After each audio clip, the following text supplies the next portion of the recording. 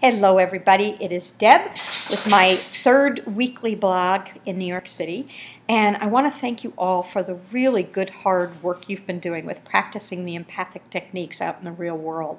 And I want to also validate how hard it is to really stay with deep emotions that are being expressed. I see the challenge both with sadness or with anger.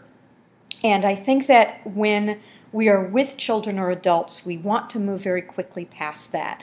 And the child-centered techniques that we're learning tell us not to. They almost tell us in some ways to embrace it.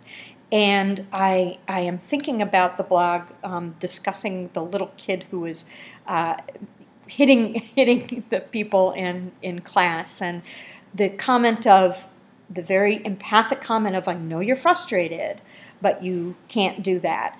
And I want to encourage us when we are faced with these situations to put more emphasis on the feeling and what we think is the reason behind the feeling before we set the limit and offer the choice for separate behavior.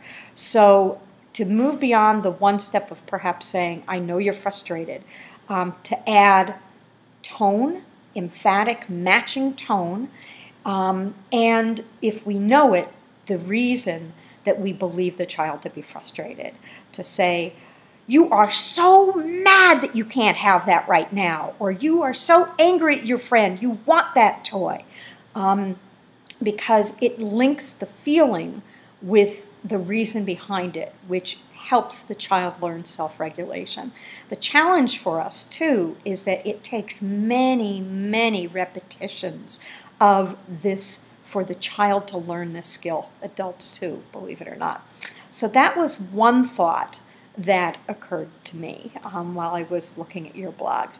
I wanted to share a story of how emphatic naming of a feeling in joining the child in their emotion can ratchet things down significantly. I have a very strong memory of a 6-year-old child who was in what we call a reverse isolation room. He was receiving a bone marrow transplant in a hospital, and he was in an isolation room to protect him from other people's germs rather than him having a contagious disease.